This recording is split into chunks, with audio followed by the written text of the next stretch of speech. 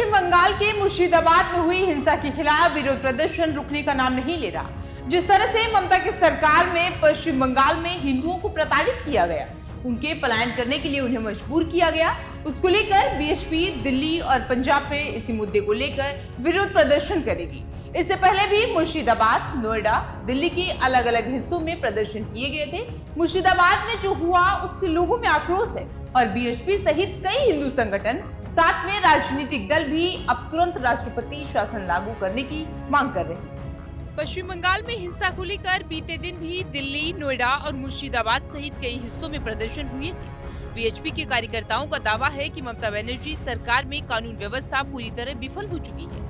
दिल्ली के नांगलुई चौक पर बीएचपी के महासचिव बजरंग बगड़ा ने पश्चिम बंगाल में हुई हिंसा की निंदा करते हुए प्रदर्शन का नेतृत्व किया।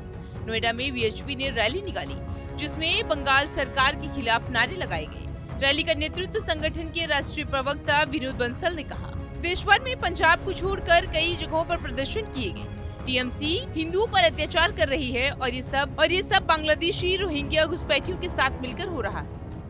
बंसल ने ये भी कहा कि मुर्शिदाबाद की हालिया हिंसा बंगाल में लंबे समय से चल रहे हिंदू विरोधी अत्याचार का एक भयावह रूप है। बांग्लादेश में जैसे आरक्षण विरोध के नाम पर हिंदुओं को निशाना बनाया गया, वैसा ही मिजाज अब भारत में दिख रहा है। लेकिन हम ऐसी बांग्लादेशी मानसिकता भारत में बर्दाश्त नहीं करेंगे।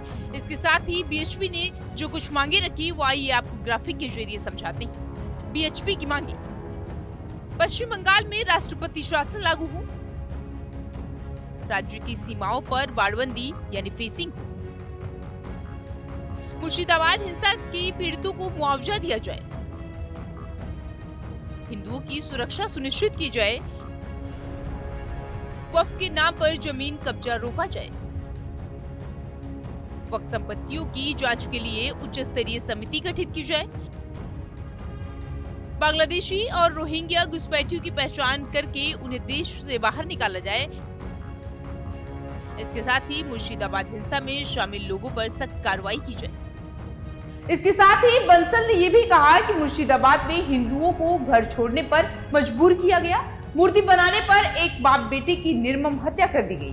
उन्होंने कहा कि हमें समझ नहीं आता कि हिंदुओं के खिलाफ इतनी नफरत कहां से आ रही है। मुख्यमंत्री जिहादी ताकतों को बैठाकर मीटिंग करती हैं, लेकिन हिंदुओं पर हो रहे अत्याचार पर एक शब्द भी नहीं बोलती। उन्होंने कहा, हम वक्फ के नाम पर हिंदुओं को निशाना बनाए जाने की कड़ी निंदा करते हैं। यानी कुल मिलाकर ममता सरकार के खिलाफ वजह बिगुल रुकने का नाम नहीं ले रहा।